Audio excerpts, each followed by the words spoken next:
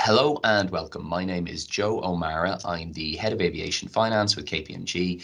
And on behalf of KPMG and Airline Economics, I'm delighted to be joined today by Mike Inglese, who is the CEO of Aircastle. Mike, thanks again for taking the time out and joining us for this interview, which is for the purposes of our 2022 Aviation Industry Leaders Report. Mike, before we get into the meat of the questions, most people who's watching this will know, but do you want to tell us a little bit about Aircastle? Sure. Aircastle's been around for almost 17 years now, and we've been a leading secondary market player in the aircraft leasing space. In fact, I think we're the only investment grade rated secondary market player. We've largely stayed away from order books and have tried historically to keep investing and capital raising closely tied together. We've grown our business substantially over that time and achieved an investment grade rating back in 2018 from all three major rating agencies, and in 2020 went private via the acquisition by Marubeni and Mizuho Leasing. So Marubeni owns 75% of our company, Mizuho Leasing 25%, and their long-term vision, support for the aviation industry and support of Aircastle in particular has certainly come in handy as we've been working our way over the last 21 months through the seemingly never-ending COVID crisis. So we've done reasonably well as we look around the landscape and continue to stay focused on liquidity, customer management, and helping our customers find ways to work their way through this crisis. Thanks, Mike. And can I ask you, and I should say we're recording this 9 days before Christmas. Can I ask you, as we sit here, as you say, 21 months into unprecedented disruption, how have you seen customer performance evolve over the course of this year? Look, it's gone in fits and starts, and it's probably more geographically and customer model focused more than anything in terms of differentiation. Clearly, the places where you have large domestic travel markets like the United States and China and Brazil and Russia and Mexico have actually fared reasonably well as we've moved through 2021. International travel clearly is way, way off where it was pre-pandemic, and frankly, that doesn't seem like it's going to change anytime in the near future. We had a recent opening of the transatlantic routes, which I think saw some very encouraging bookings, and now here we are with a new variant and creating somewhat maybe appropriate but seemingly knee-jerk reactions of border closures, travel restrictions, et cetera, as people try to understand what it is, what it means, and how different is it from Delta, and what is it, how do we all manage our way through it? And Mike, so as you've dealt with those customers, as you say, gradual improvement, but spotty, have opportunities opened up as a result of the pandemic? So has it opened any customers to you that possibly weren't there before, or how have you found it from an opportunity perspective? Look, I think for us and for many of our peers, the first year of this was all about liquidity management and working through our own sort of existing customer set. However, as we did that, in the latter half of 2020, we did start to find some opportunities with some of those customers who were looking at, in the case of Volaris and Viva, looking at new deliveries and had opportunities for us to execute on sale leaseback transactions. Similarly with Frontier in the US, who was a new customer for us. So we did find some opportunities where we could act quickly and moved and to solve other people's needs, where in some cases certain other counterparties who were supposed to show up weren't showing up. And then as we started to move through 2021 and felt more comfortable about where it was going, what vaccines meant, and how we thought that rollout would play out, I think we were a little bit more confident in our case pursuing an added, and an increased acquisition profile over 2020. And frankly, until about 3 weeks ago, I think we were looking at a nice uptick again expected for 2022. So we're all kind of on pause thinking about what that means and evaluating. There's lots of new opportunities that have come into the secondary market in the last couple months from other lessors starting to think about cranking up the machine again and both investing and selling as everybody manages their portfolio and their capital heading into 2022. And that element you talked about with some of those airlines speaks to a little bit of the wider trend where we've seen the leasing channel increase in popularity and importance over the course of the pandemic with airline balance sheets getting understandably constrained. Your thoughts on does the pandemic give rise to a sustainable shift in the ultimate number of aircraft that are leased? Look, it feels like we've grown our share during the pandemic, and it feels like that probably holds. Whether it holds exactly here, goes up or down a little bit, I'm not sure it dramatically changes over the next, say, 3 to 5 years from what we're looking at now. But clearly, many airlines have taken this necessary steps, which has created higher debt levels for them. They're going to need to continue to work their way through that as they move forward. And I think it will give lessors the opportunity to continue to be supportive of the industry and maybe perhaps increase the share of what we do overall around the world as we move through that time frame. And can I ask you the competitive landscape you're seeing on the leasing front? There's still a wall of capital out there. It's trying to find, the chase for yield is real. How competitive a landscape is there? And you talked a bit around those opportunities you guys have been able to source. Is there a significant difference pre and post pandemic when it was still competitive at that point in time, or is it more BAU and it just continues to be a very competitive landscape? I would say it continues to be a very competitive landscape. There are some people maybe who are starting to think about pulling back, but I think at the same time there are people here now who weren't here pre-COVID, starting to look at aviation and think about what the opportunity is coming from the crisis and moving forward.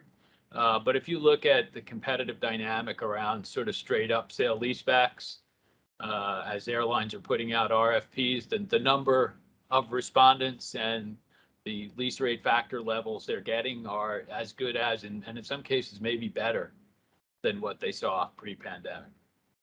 So and liquidity, this is a capital intensive business. Liquidity is the double-edged sword, but I think we would always rather have more liquidity here as opposed to what we saw in the financial crisis. So you got to find your way. You have to find your opportunities and leverage your relationships with your customers and your counterparties to find the right opportunities to fit your investment needs. And looking at the liability side of your balance sheet and on the debt markets, your thoughts maybe more broadly in the space as you look at the aviation traditional debt market, where we probably saw some retrenchment at the outset of COVID. Do you feel like that traditional aviation debt market has opened back up, or what are your thoughts on that space? Look, I think it is, as I think the aviation banks were doing sort of the same things the lessors were doing, which is your customers need help. How do you accommodate that? And how do you, in some cases, increase your exposure? Now, for some of them, I think they're going to be looking to figure out how do I take that back down maybe to a more normal level. But most of these traditional aviation banks have portfolios that are self-amortizing. So if you're staying in this business, you've got to be doing new business every year just to maintain your book. And if you want to grow your book, you're looking for places and ways to do that. And I feel like talking to a bunch of the institutions over the last few months, as we've actually had the chance to get together in person again and in a couple different venues, that people are looking and starting to find opportunities to put more capital to work. And you mentioned at the start, you guys are obviously IG rated. It does open that unsecured bond market, which you have tapped in the past. That's a market that's just become more friendly and stayed very friendly to the leasing community. Is that a trend you see will continue? The market is now just comfortable with the model, particularly as it comes through this level of disruption, that there's just a belief in the fundamentals of lessors. Yeah, look, I think the investor appetite and participation in the industry has grown tremendously over the last 10 years.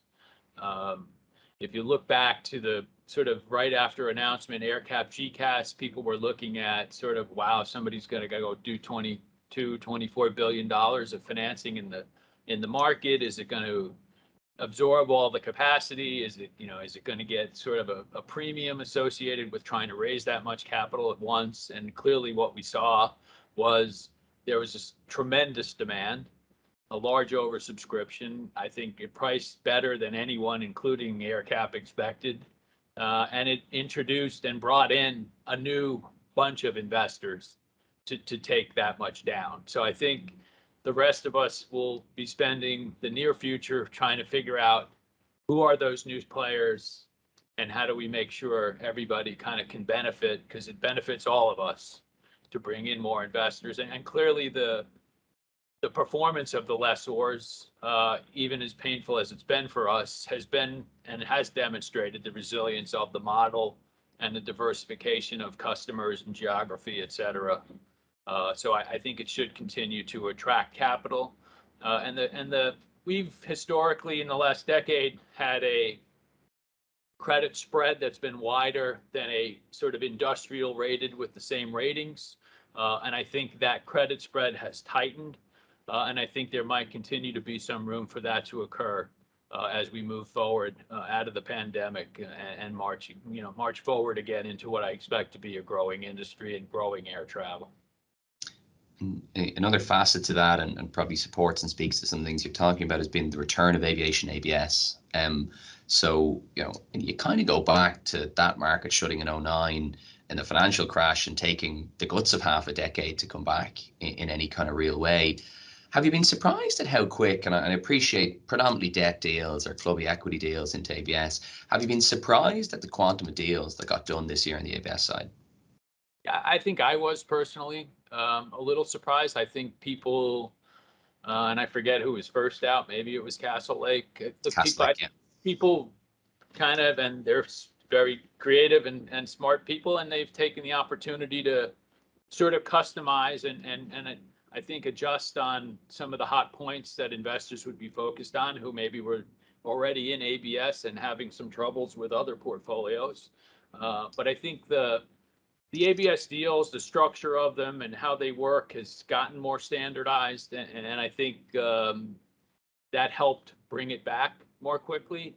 I think it's going to be a while, and I'll probably be wrong pretty soon if what I thought a year ago about ABS coming back was right, that it's probably still going to be a little while before you're going to see E-notes sold in these deals. But again, it's the industry broadly has attracted an investor base and has grown it with the growth of the industry.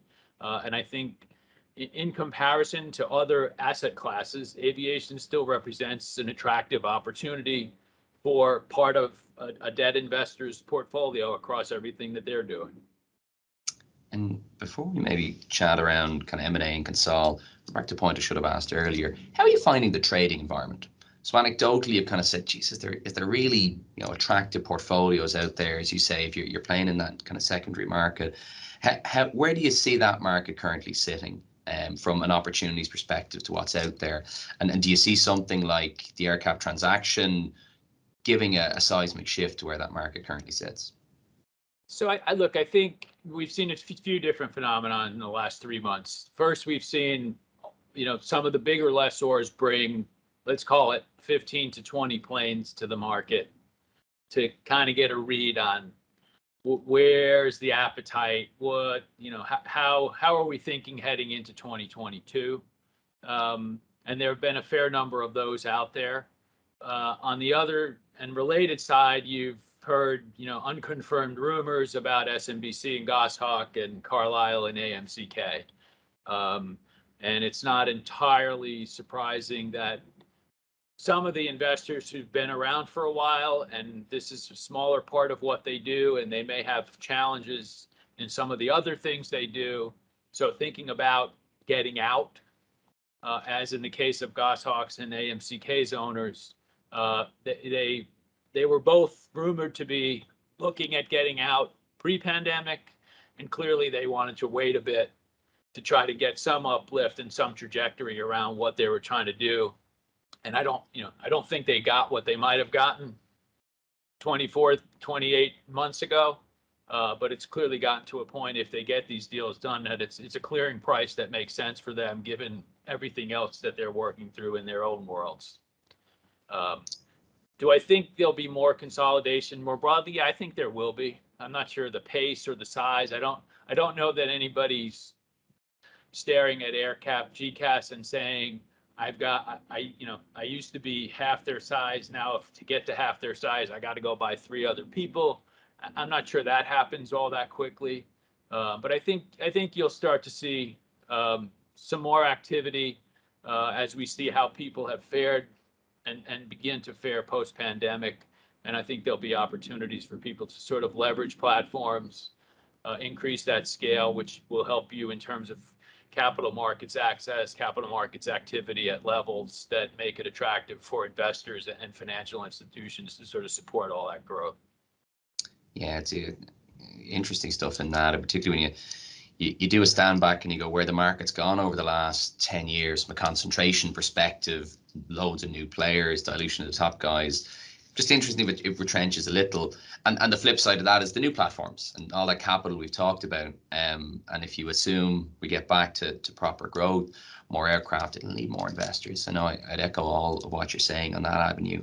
Can I ask you on the metal side, Mike, probably in a slightly different space. I'm having some of these conversations, narrowbody, new tech, right? You're in a slightly different area when you're thinking about it, Mike. When you're looking at investable aircraft now, where is your focus? So look, it's still, let's call it current tech, which is NGs and CEOs, and it's NEOs and MAXs, largely speaking. I think in time we'll find our way into some A350s and 787s, neither of which we've done so far. I just wouldn't expect us to be doing it in a way where it was half of our portfolio, like wide bodies were 5 or 6 years ago for Aircastle. And so it's a balance of finding the right opportunities at the right prices in CEOs and NGs, and thinking about how the phase out of current technology is going to take place over the rest of this decade, and finding and sort of, if you will, tracking the market as more MAXs and NEOs are in the marketplace. It's a natural transition for us to be investing in those as a percentage of our portfolio and of our dollars deployed. It's just a natural transition of the market and, of course, of our portfolio. And I think the whole ESG drumbeat and consciousness around the world will probably, in some ways, accelerate a transition towards MAXs and NEOs at a faster pace than I probably would have thought 24 or 36 months ago. Can I pick up that thread on ESG, sure, climate change? Because clearly you're in a, it's the existential threat we're facing, and aviation has to respond. When you look at it from a lessor perspective, is climate change and the challenges that come with it having an impact on your business as of now? And if not, when do you see that impact coming through? So it's hard to specifically pinpoint, yes, now. But I think what's going to happen and what we're going to see, and I'm not sure it's going to take the form of, I think what the latest EU taxonomy, which is like retire an old plane for every new plane that gets built.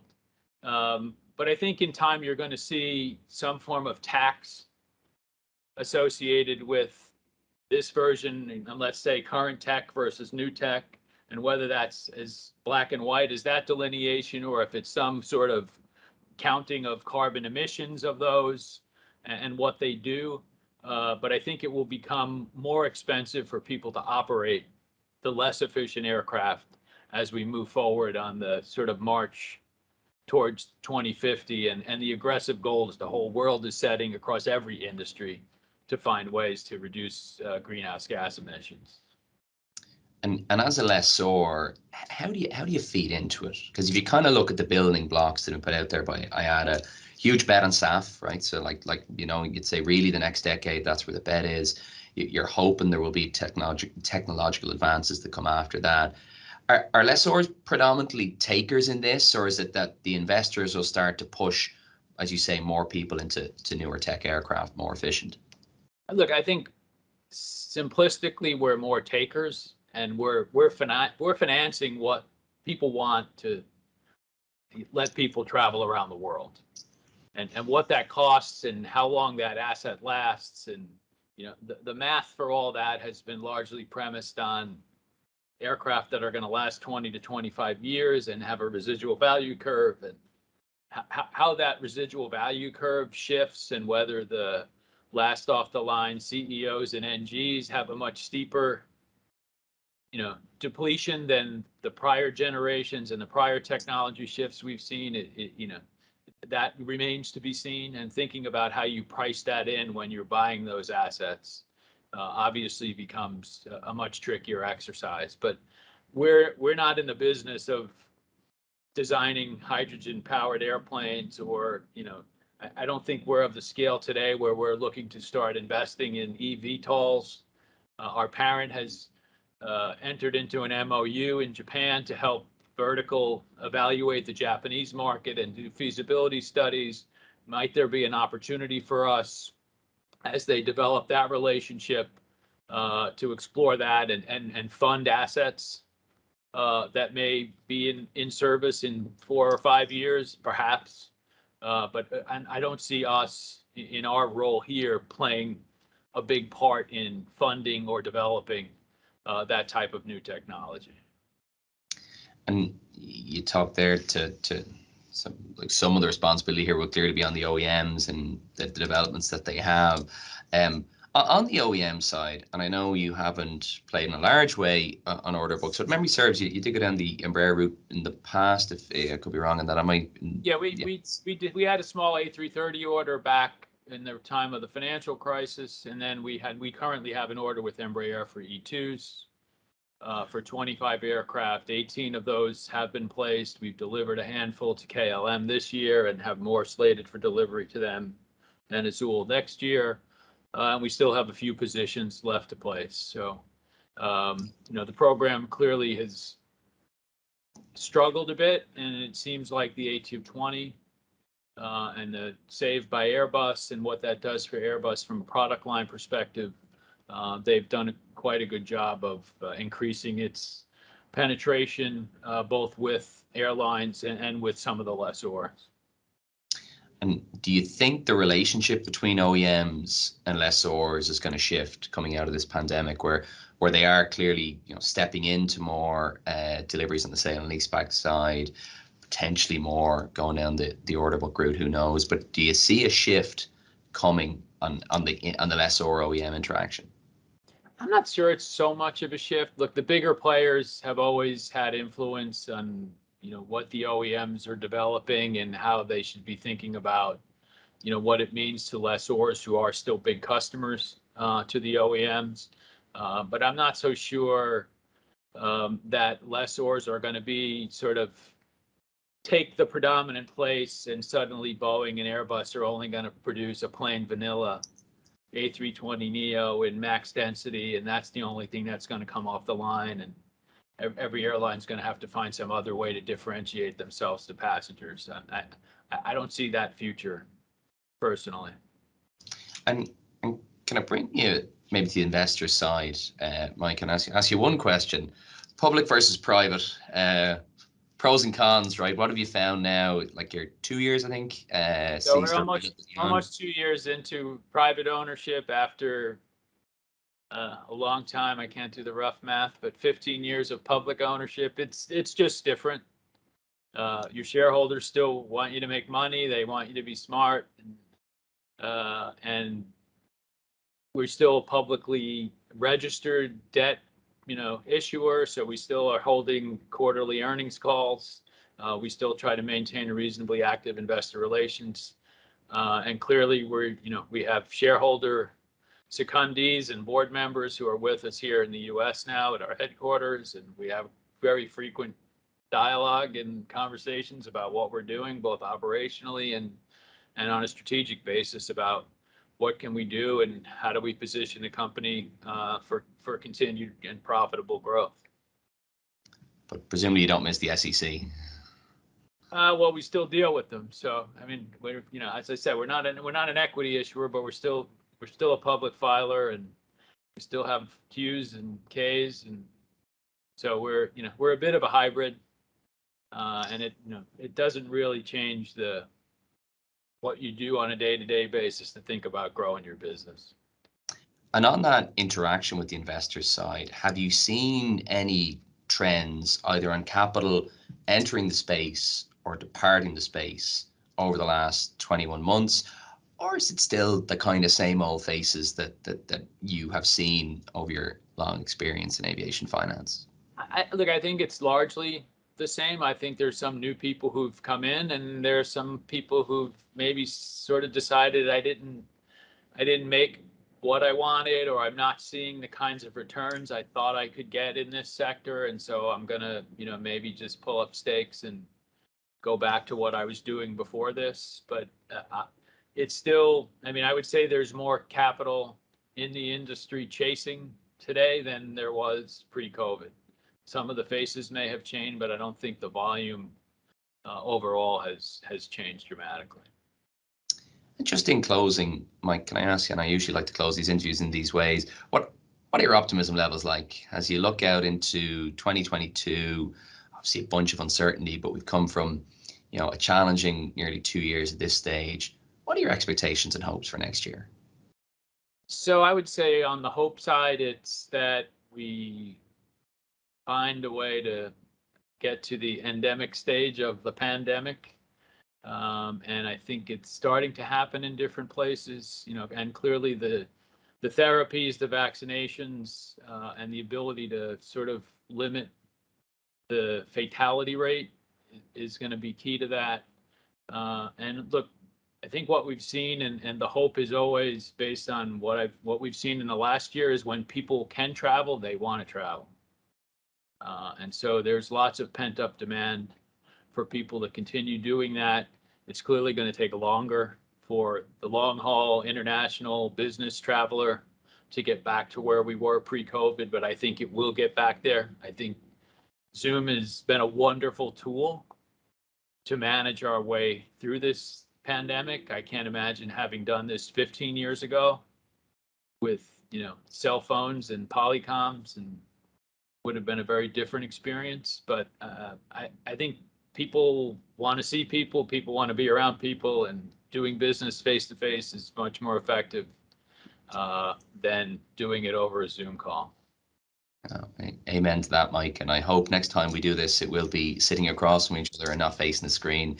I'd like to thank you again for your time and excellent insights, and just wish you and Aircastle a very, very successful 2022. Thanks, Mike. Thanks, Joe. It's been a pleasure.